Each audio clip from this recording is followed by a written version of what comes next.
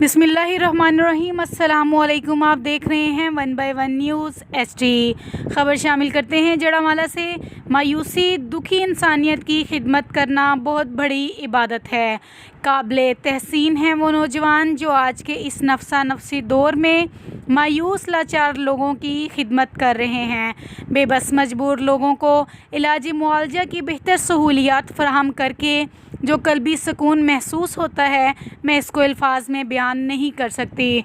जो हज़रात फ़लाह बहबूद के कामों में हिस्सा लेते हैं वो अल्लाह से तिजारत करते हैं। इन ख़यालात को इज़हार बानी गौहर वेलफेयर ट्रस्ट अलहाज मोहम्मद हुसैन गौहर ने समाजी रहनुमा इकरामुल हक बाबर चौधरी अज़ीमुल हसन सूफ़ी तालिब हुसैन के हमरा कामुआना शहरवाना बाईपास रोड पर 50 मरला पर मुश्तमिल लोगों को इलाजी मुआवजा की बेहतर सहूलियात फराहम करने के लिए मुमताज़ एंड अलहाज मोहम्मद हुसैन गौहर जनरल हस्पताल का संगे बुनियाद की तकरीब के मौके पर गुफ्तगू करते हुए किया।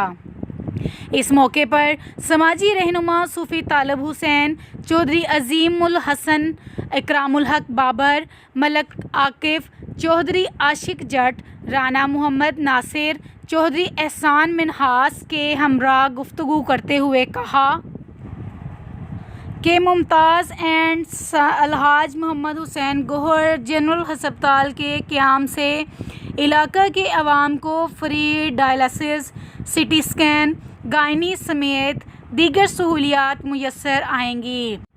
साहिबे इस्तात हज़रात इस फलाही मंसूबे की तकमील के लिए इनका हम सफ़र बनकर नेकी के इस अज़ीम कारवां का हिस्सा बने।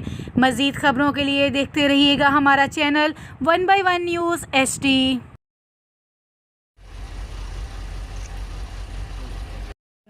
करना पैना